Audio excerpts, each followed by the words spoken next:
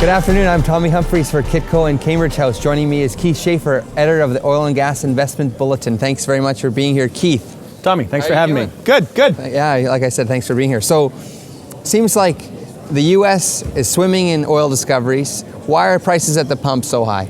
Right, I think that's a big misconception that retail investors have, and even consumers, in that it's not just about driving gasoline. When we have all this oil in North America, which is so cheap compared to the rest of the world, like WTI prices are $15 a barrel lower than Brent prices, and Brent being the major international oil price.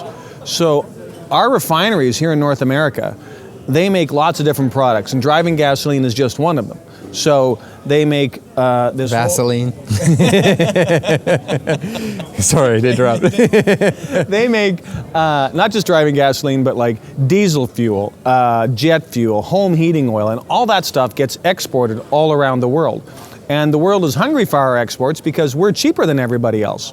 So all of a sudden what you're seeing is these refineries in North America, yes, they make driving gasoline, but they make all these other industrial fuels that are called distillates that really fuel and transport the world, and they export them. So they get to basically buy WTI, sell Brent, and they don't just make driving gasoline. They make all these other products, and they're trying to make more of those products and less driving gasoline because it makes more money. So even though we're swimming in crude, you can say we've got an ocean of crude, but we've got a desert of refined products because of the huge exports that we're making overseas. So that's why our gas prices are basically 50% higher than what they were 4 years ago compared to the price of oil. Like, we're paying the same price at the pump now at 90 bucks oil as what we paid 4 years ago in 2008 when oil was like $130, $140. Wow. So tell me, what do you think about natural gas? Seems like prices are low just based on the last sort of 10-year chart, but obviously there's an abundance of new supply. Where do you think the natural gas picture is going? Yeah. The fundamentals on natural gas tell me that gas is going to stay low for a while. You know, even though you've got most of the basins in the United States actually declining in production, the big granddaddy of them all, the Marcellus Shale, is just ramping up, and there's like 1,000 wells there ready to come on stream.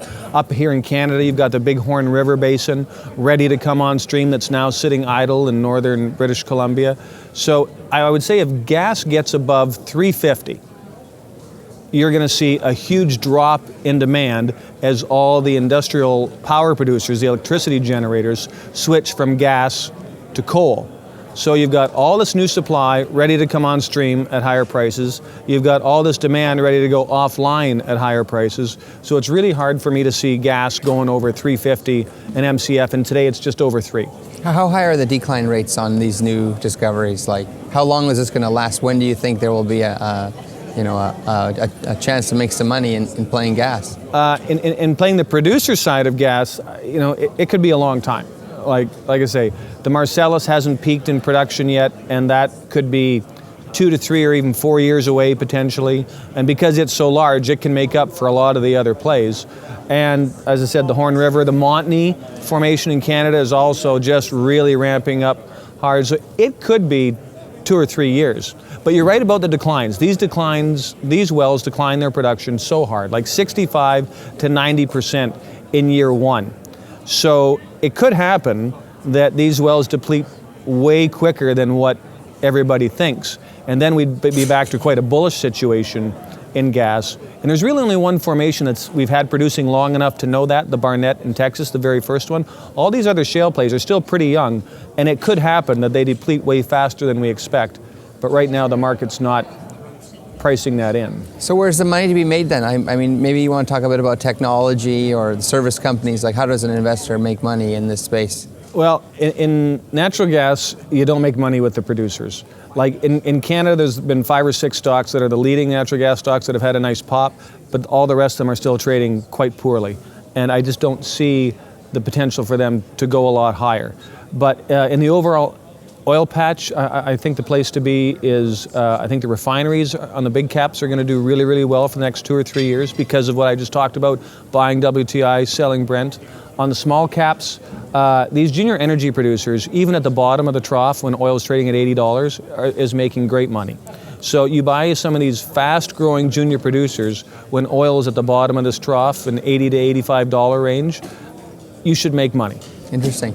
Okay, so I can remember a few names. I can probably think of 4, but certainly D3 and Poseidon and a couple others have been phenomenal wins for your subscribers, and you were the first person to shine a light on them. Can you tell me a little bit of the genesis of what you do? How do you run the Oil and Gas Investments Bulletin? Sure. So those 2 plays are good examples of kind of how I do my thing, where D3 had a big position in a new play called the Alberta Bakken. And when the play first got hot, we all kind of got excited about it, and then it didn't pan out. So everybody left the stock alone. But then I never sold any of that stock. I just kept following it because I knew they were still going to have big growth even without that play. So, but then in January this year, they announced, hey, we've cracked the geological code, and we're getting 300 barrels a day. And so I told all my subscribers, well, let's go back to this story. If they have such a big land position here, that is just, if they've really done this, we're going to make a lot of money with this stock. And so then the next set of wells was 600 barrels a day. The next set of wells were 900 barrels a day. So we got lucky with that one. We jumped on it very quickly, got ahead of the analysts, and said, stay long and be strong. Poseidon was a story where it was just fantastic cash flow.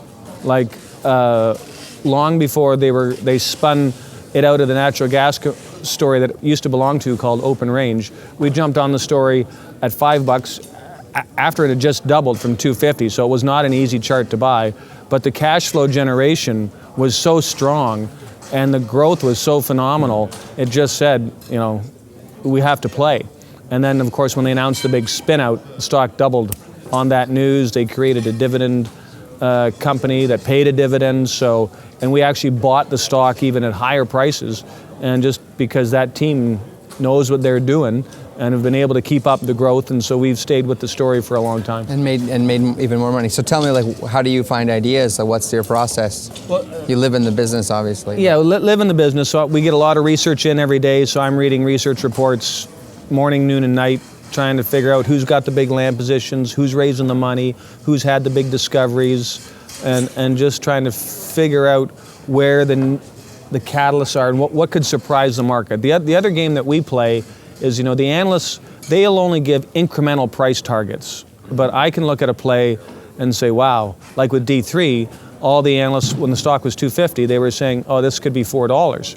And I was saying, $4? If these 2 plays keep working the way we think it is, this is a $10 stock this year. So we can leapfrog. Where the analysts are maybe too conservative, fear of looking silly for putting a signal. Right. They can't jump outside the herd.